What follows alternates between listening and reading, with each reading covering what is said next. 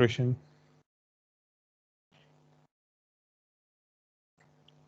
हमारा आज का टॉपिक है कि हम वैल्यू आइट्रेशन की ऑप्टिमल वैल्यू जो है वो हासिल करें।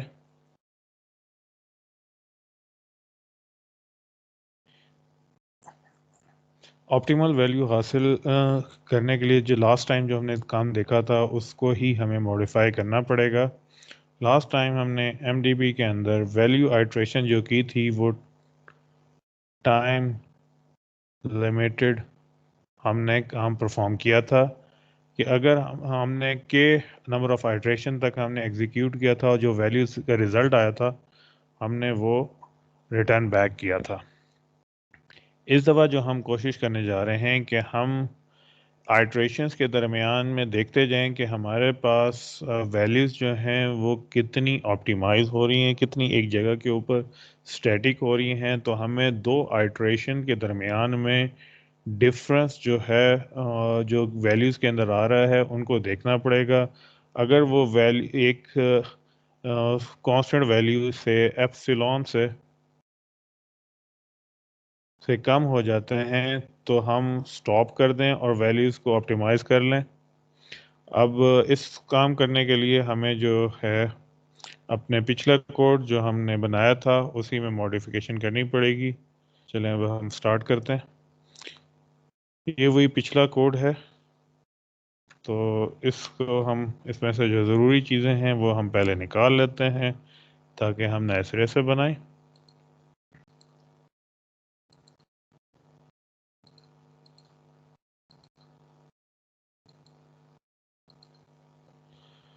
अब इसमें पहले जितने हमारे पास यूटिलिटी फंक्शंस हमने बनाए थे वो हम बाहर निकाल लें।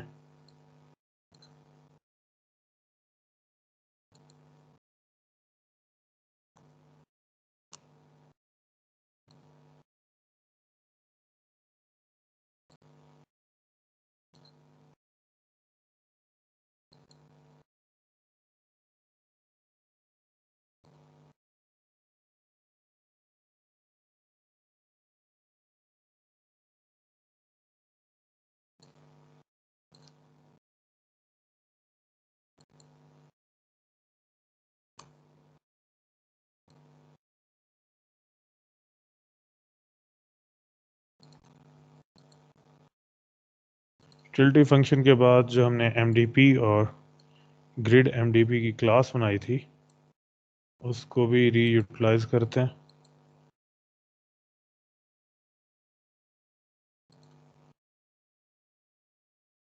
इसके साथ हमने डायरेक्शन और टर्न राइट टर्न लेफ्ट के फंक्शंस बनाए थे।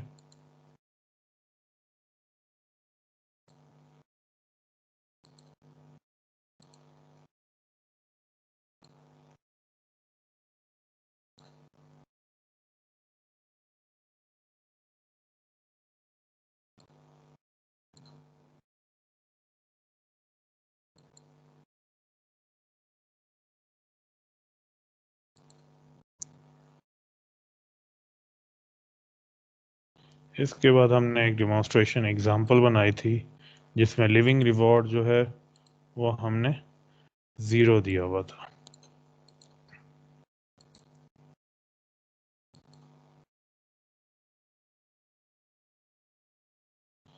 इसके बाद ये हमारा वैल्यू आइट्रेशन का मेन प्रोग्राम था। अब हमने इसको मॉडिफाई करना है कि अब हमें नंबर ऑफ आइट्रेशन की जगह हमें ये एक वैल्यू दे, ऑप्टिमाइज्ड रिज़ल्ट जो हैं वो सिर्फ प्रोवाइड करे और बाकी रिज़ल्ट जो है बाकी नंबर ऑफ आइट्रेशंस के रिज़ल्ट हमें नहीं चाहिए। और हम यहाँ पे देख सकें कि हमारे पास कितनी आइट्रेशंस के बाद जो रिज़ल्ट है वो ऑप्टिमाइज हुआ है। तो हम इस फंक्शन का नाम जो है वो अपडेट कर लेते हैं। तो मैंने इसका नाम रख दिया ऑप्टिमल वैल्यू आइट्रेशन और यहाँ मैं एक पैरामीटर ले लेता हूँ।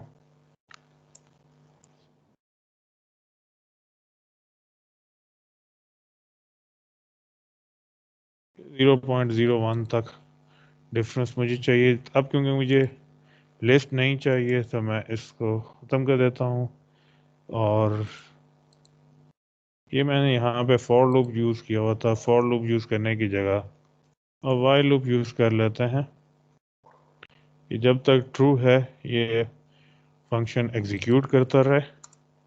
अब एक हम और वेरिएबल बना लेते हैं जो कि डिफरेंस के लिए हमारे पास हो, कि हमारे पास स्टेट्स में जितने हमारे पास डिफरेंस आ रहे थे पिछली वैल्यू से नई वैल्यू तक, वो हम साथ में यूज़ करते रहें।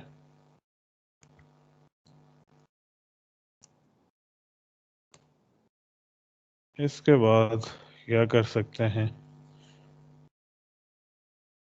एक मैक्सिमम ले लें जो पिछला हमारे पास डेल्टा वैल्यू पड़ी हुई है और डिफरेंस हमारे पास मौजूद हो जो कि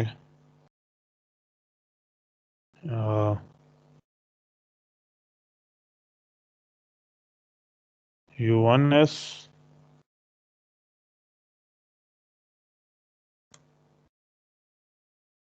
इनका डिफरेंस है वो मुझे यहाँ पे मिल जाए।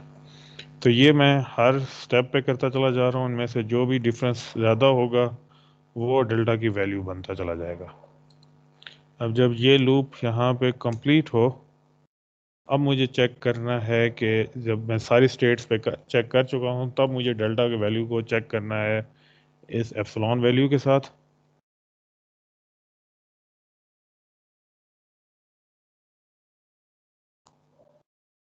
तो यहाँ पे बेसिकली रिटर्न कर देना चाहिए यू जो हमारे पास करंट यू चल रहा था। दूसरी चीज़ मैं क्या कर सकता हूँ, एक काउंटिंग का पैरामीटर जो है काउंटर अपने पास रख सकता हूँ कि कितनी नंबर ऑफ आइट्रेशन जो हैं वो हो चुकी हैं। तो इसको ट्रू से भी पहले रख लेते हैं, यहाँ पे कर देते हैं इसको।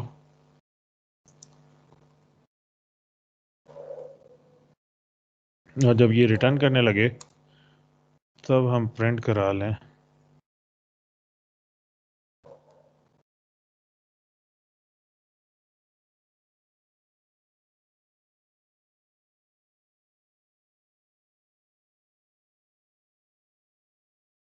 काउंटर पे। और ये क्योंकि हम रिटर्न कुछ यहाँ से नहीं कर रहे, इसको भी ऑफ कर देते हैं। हमारे पास सिंटैक्स एरर बज़ाहिर कोई नहीं है। अब हम देख लें जब हमने कॉल आउट किया था अपनी एग्जांपल को,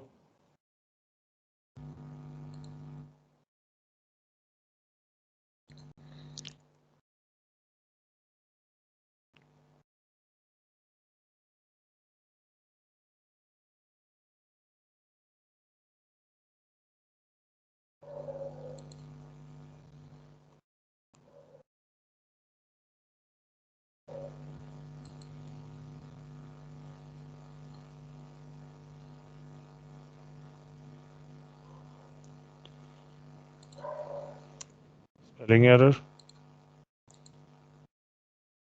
तो हमारे पास आइट्रेशन नंबर 11 के ऊपर ये ऑप्टिमाइज्ड हो गया है। अब इसकी रिजल्ट को हमने प्रिंट करके देखना है, डिस्प्ले करना है, तो हम वही चीज़ दोबारा कर लेंगे जो हमने लास्ट टाइम जिस तरह डिस्प्ले किया था। अब इस दफ़ा हम हमारा जो रिज़ल्ट है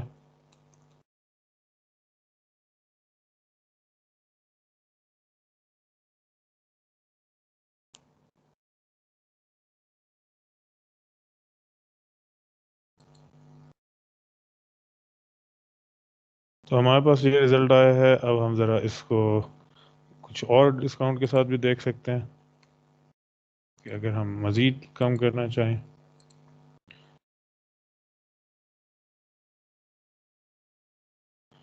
तो हमारे पास ये नई वैल्यूज़ आ गई। अब इसको हम वैल्यूज़ को वेरीफाई कर लें जो कि हमारे पास एग्जांपल में मौजूद थी।